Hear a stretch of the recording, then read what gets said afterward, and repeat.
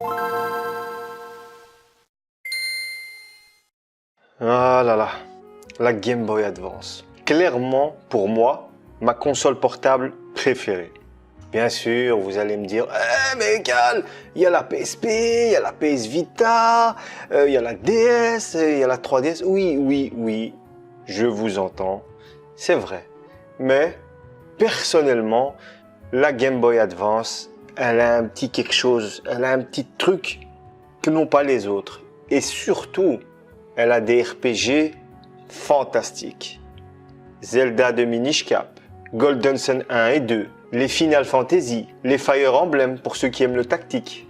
Et j'en passe et j'en passe. Mais surtout, le jeu que va nous intéresser, vous l'avez compris, c'est The Kingdom Hearts Chain of Memories. Vous voulez que je vous raconte cette histoire?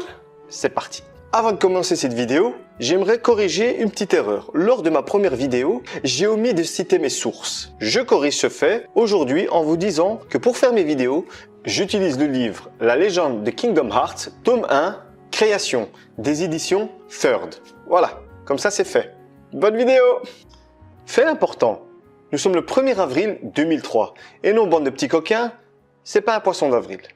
Il est temps pour Square de fusionner avec Enix. Et à cette occasion, le nouveau président de cette nouvelle compagnie, Yoichi Wada, fait une annonce comme quoi Final Fantasy, Dragon Quest et le nouveau Kingdom Hearts sont les piliers de sa compagnie. Il est clair qu'après le succès énorme du premier Kingdom Hearts, il n'allait pas en rester là. Le nouveau président a prévu des spin-offs, des suites, des produits dérivés, etc., etc. Ainsi que le fait qu'un deuxième épisode est déjà en préparation. Quelques mois plus tard, plus précisément le 26 septembre 2003 au Tokyo Game Show. Une journée éprouvante mais mouvementée pour Nomura. Il annonce Final Fantasy VII Advance Children qui est finalisé seulement à 10%. Et je me rappelle ce jour-là, moi, j'étais pas prêt, mais avec Nomura, on a toujours des surprises. Il nous annonce pas un, mais deux Kingdom Hearts. Un épisode numéroté, Kingdom Hearts 2, et grosse surprise, un épisode sur Game Boy Advance. Tout le monde est sur les fesses, pour pas être trop vulgaire. Malheureusement, pour la version Game Boy Advance, nous n'aurons que quelques informations ainsi que quelques images. Pour les informations, Nomura nous précise que le jeu se passe exactement un an après Kingdom Hearts 1.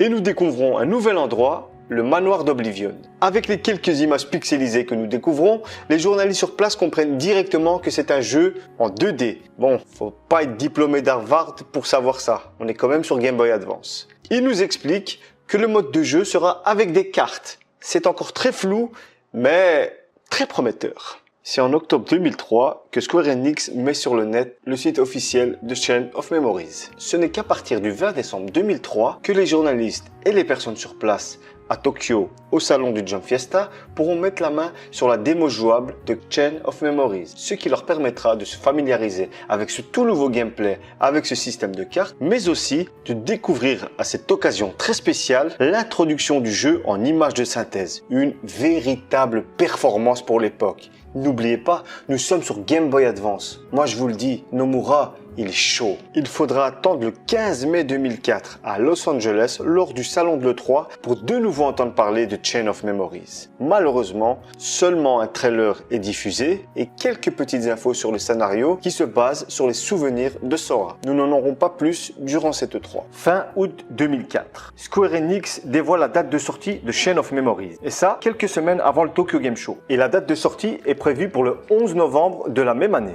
Début septembre 2004, Nintendo fait un communiqué à la presse pour leur présenter la nouvelle Game Boy Advance SP aux couleurs de Kingdom Hearts, qui sortira en même temps que Chain of Memories. Le 24 septembre 2004, au Tokyo Game Show, Square nous parle surtout de l'avancée de Kingdom Hearts 2.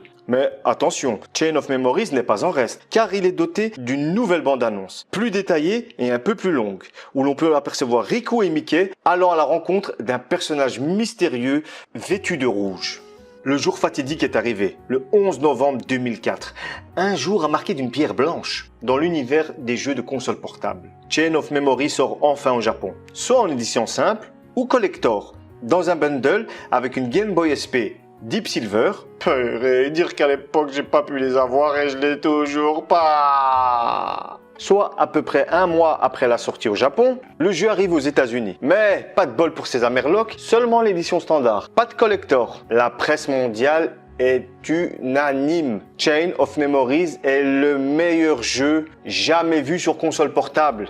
D'ailleurs, il est aussi l'un des titres les plus forts de l'année 2004. Tout court. Et vous espériez quoi les gars avec Nomura comme créateur, comme papa de Kingdom Hearts? Mais c'est tout à fait normal que ce Kingdom Hearts sur Game Boy Advance allait déchirer. C'est Nomura Sensei, pauvre de nous Européens. Il nous a fallu attendre le 6 mai 2005 pour pouvoir toucher à Kingdom Hearts Chain of Memories. Mais pourquoi la déesse du game s'acharne-t-elle sur nous? Regardons au niveau des ventes. Kingdom Hearts Chain of Memories s'est vendu à plus de 1 500 000 exemplaires. 400 000 vendus au Japon, 900 en outre-Atlantique et seulement 200 000 sur le vieux continent. Encore une fois, les Européens, ils ont rien compris. Mais bon, que veulent dire ces chiffres? Kingdom Hearts Chain of Memory est un carton planétaire. Merci d'avoir regardé cette vidéo. N'hésitez pas à me laisser un commentaire si vous avez des questions à me poser, à mettre un pouce bleu, à vous abonner si ce n'est pas encore fait. Moi, j'y vais pour une prochaine vidéo. Allez, merci à tous.